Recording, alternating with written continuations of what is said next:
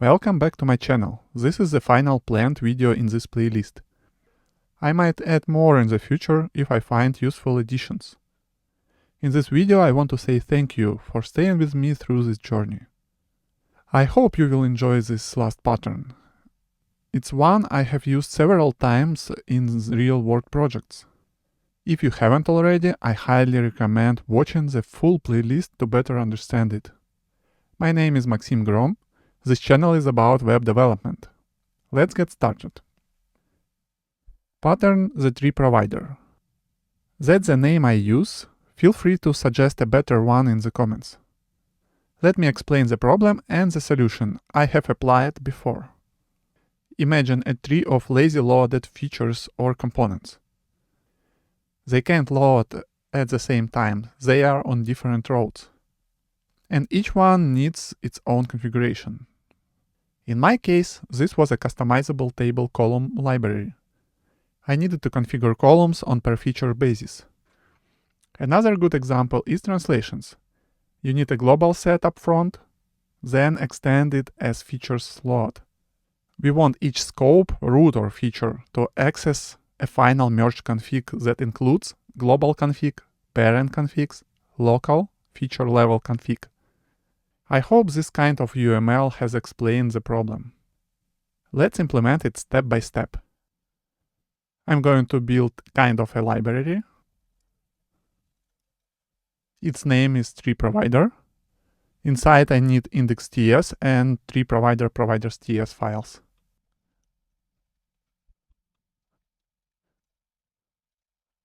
Also, I want to add constant.ts to define tokens and a type of the data.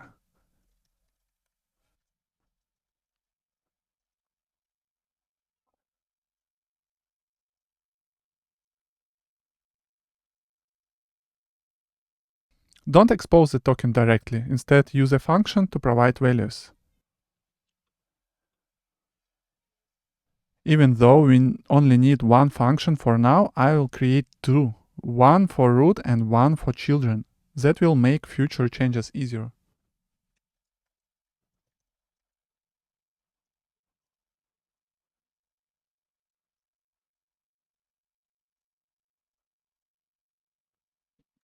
Name is long, but descriptive. It's okay. I need to specify arguments.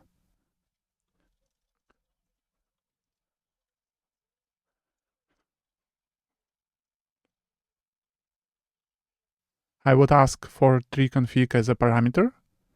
We will use multi-true, so we can collect an array of values across the tree. This example simplified. We might make it more real till the end of the video. Now let's add a lazy feature to test the config injection. I'm going to generate a foo component in a foo directory.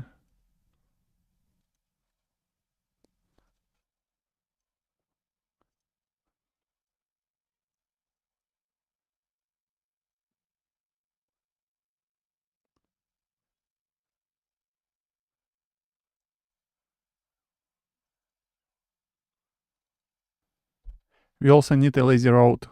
I added it to foo roads.ts file. And I provided tree providers in it.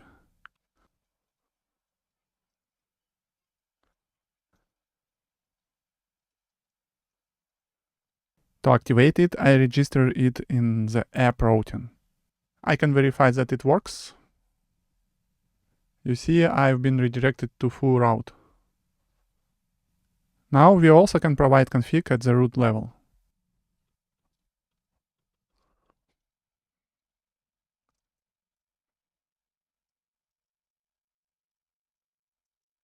I'd like to fix these imports. These imports are too long.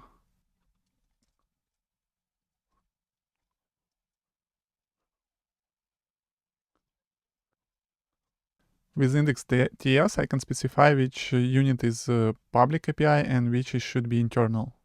I exported everything from providers and TreeConfig type from constants.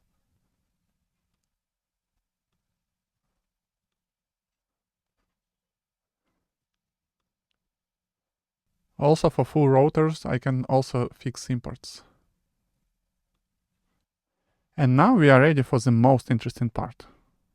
We have a token that collects an array of config objects. We need a service that reads and merges them.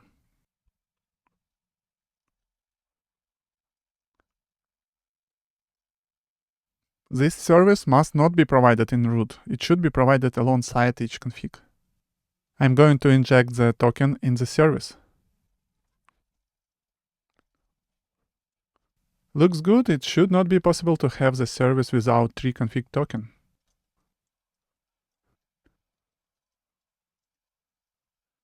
This service will inject the token and flatten the configs. Because TreeConfig has multi-true, it's an array. I guess I should rename it.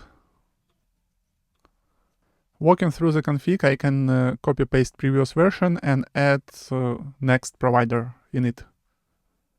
That's how I'm going to create flatten config for this service. This service also exposes the getConfig method to access the merged result. We have to provide this service next to each token provider. TreeConfigService is an API service for the library, so it should be exported outside in index.ts file. Let's test it by injecting the service in full component.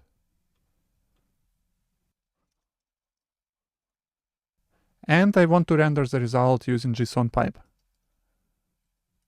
I imported JSON pipe from Angular command package. And here I am rendering result in HTML. Let's repeat it for app component as well.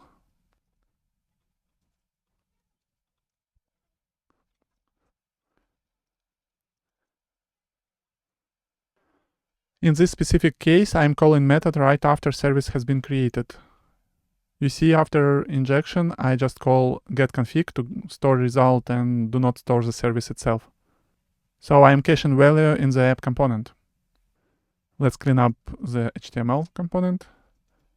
Router outlet should be here.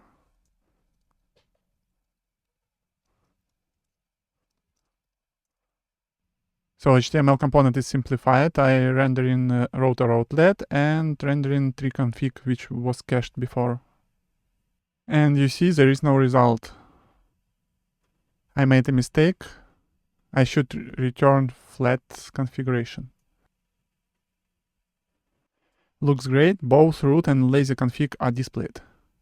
Time to merge the configs. To make it, we need to inject TreeConfigService in TreeConfigService. We need to get parent service and get its config. We should use our previous knowledge. For root service, parent is null, that's why it should be optional.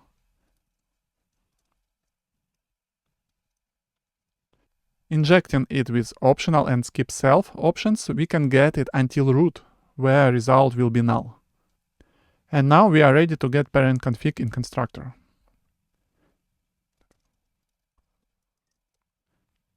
If parent is here, we are adding it to the flat config.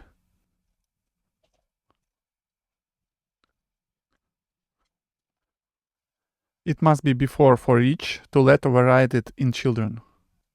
Let's review the result. And we see the result, a complete config merged from root to current scope. Why I built this pattern? When working with tables, I needed to inject templates for dynamic columns. I didn't want to expose template providers to root from the feature. This let me isolate everything and avoid pulling root scope. Let's review what we have done. Tree provider is a library which exports to provide functions. One for root, another for child. I can put config in it to extend the library. What happens inside? The provider registers configs as multi-true under TreeConfig's token. To use the config, we have a service, TreeConfigService, which is provided with TreeConfig token. The service is merging all configs from the token to one simple object. Also, the service injects parent service using flags, optional and SkipSelf, and also merge parent's config into its own. And service has method getConfig to get result object. As a result, root level has configs from root, lazy level has configs from root and all parents, and then from lazy level. Do you see how flexible is dependency injection and how knowledge from the playlist helped me to make it smooth and clean? I don't like one moment from current implementation and want to improve it before we end. Providers' function arguments are not flexible and too strict. If I need a new argument or several arguments, I have to add them to the end. Some of them might be optional in specific cases. So I would like to recreate HTTP client approach with features.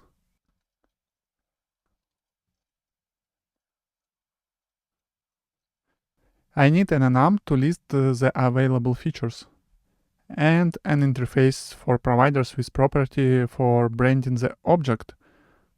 Name of this property is kind.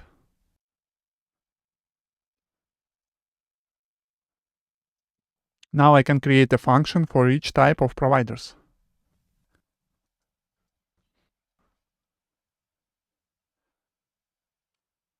I need an argument and copy-paste this code into this provider. So this function is responsible for providing this TreeConfig. Also, it must provide TreeConfigService to make it work together. Now I can rework provider function. I can get many features inside. I need an array of result providers. And with for each, I push all providers into one result array.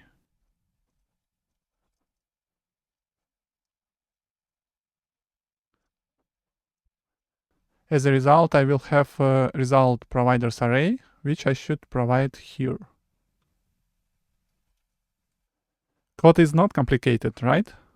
And of course, I should update this function too.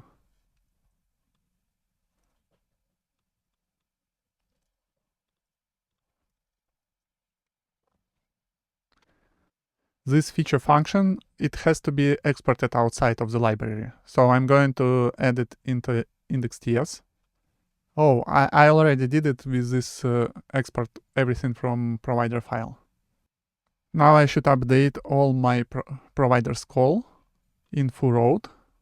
I'm going to cut this object first with TreeConfig. I think this API much cleaner. Also, I should fix it for app-config as well. I fix it for child.